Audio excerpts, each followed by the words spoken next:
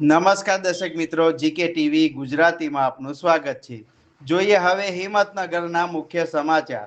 સાબરકાંઠાના હિંમતનગર શહેરમાંથી પસાર થતી હાથમતી કેનાલમાં એક યુવકનો મૃતદેહ મળી આવતા સમગ્ર વિસ્તારમાં ચકચાર મચી ગઈ હતી। હાથમતી વિયરમાં પાણીનો પ્રવાહ વધતા કેનાલમાં પાણી છોડવામાં આવ્યું છે। તે દરમિયાન પાણીમાં મૃત હાલતમાં એક યુવકનો મૃતદેહ વહેતો જોવા મળ્યો હતો। ઘટનાની જાણ થતો સ્થાનિક લોકોએ મોટી સંખ્યામાં સ્થળ પર એકત્ર થયા હતા। સ્થાનિક તરવૈયાની મદદથી મૃતદેહને કેનાલમાંથી બહાર કાઢવામાં આવ્યો હતો। મિત્રો, અમારી આ ચેનલને લાઈક, શેર અને સબસ્ક્રાઇબ કરવાનું ભૂલતા નહીં, જેથી કરીને આવતા સમાચાર આપના સુધી પહોંચી શકે। ઘટનાની જાણ થતા સ્થાનિક લોકો મોટી સંખ્યામાં સ્થળ પર ઉમટ્યા હતા।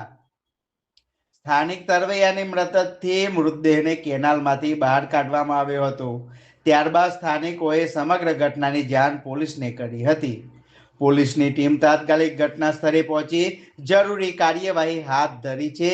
મૃતકની ઓળખ તેમજ મૃત્યુનું ચોક્કસ કારણ જાણવા પોલીસે તપાસ શરૂ કરી છે। હાલ સમગ્ર ઘટનાને લઈને શહેરમાં અનેક પ્રકારની ચર્ચાઓ ચાલી રહી છે। સાબરકાંઠા જિલ્લાના હિંમતનગરના સમાચાર આપ જોઈ રહ્યા છો, ત્યારે અમારી ચેનલને લાઈક, શેર અને સબસ્ક્રાઇબ કરવાનું ભૂલતા નહીં।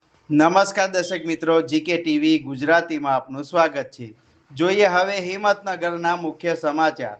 સાબરકાંઠાના હિંમતનગર શહેરમાંથી પસાર થતી હાથમતી કેનાલમાં એક યુવકનો મૃતદેહ મળી આવતા સમગ્ર વિસ્તારમાં ચકચાર મચી ગઈ હતી। હાથમતી વિયરમાં પાણીનો